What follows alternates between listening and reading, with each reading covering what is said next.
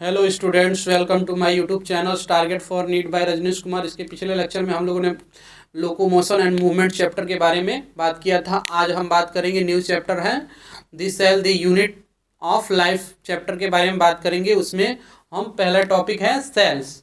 Cell जो है वो पहला टॉपिक है। इसकी जो है डिफिनीशन के बारे में हम पहले बात करेंगे।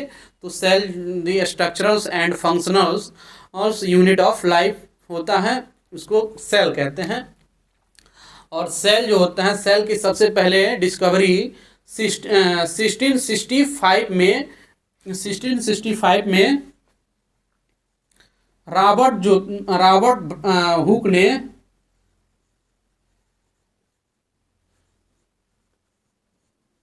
हुक ने डेड सेल के सबसे पहले डिस्कवरी किया था, यानी डेड सेल की खोज किया था। फिर जो और 1600 उसके बाद 1600 एक एंटोनियो लुवेनहॉक आए 1683 यानी 1683 में जो एंटोनियो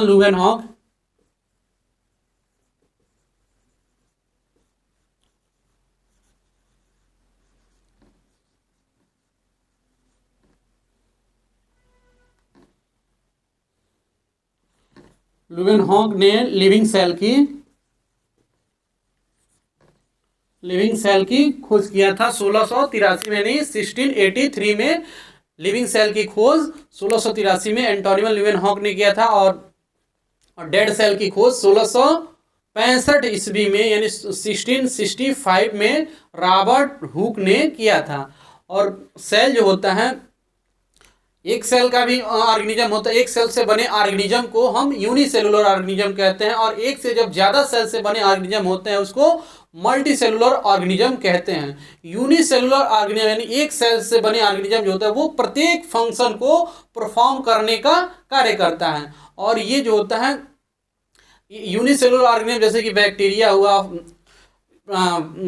हुआ, यूग्लिना हो सकता है, और पैरामीशियम हो जाएगा, ईटीसी प्रेजेंट होते हैं। और ये जो होते हैं प्रत्येक फंक्शन को परफॉर्म करने का कार्य करते हैं। और ये जो होता है, इनका जो होता है स्ट्रक्चर जो होता है सिंपल होता है, लेकिन बिहेवियर कॉम्प्लेक्स होता है। जैसे कि बैक्टीरिया का स्ट्रक्चर जो होता है वो सिंपल होता है, और बिहेवियर जो इसमें इसका कॉम्प्लेक्स देखने को मिलता है।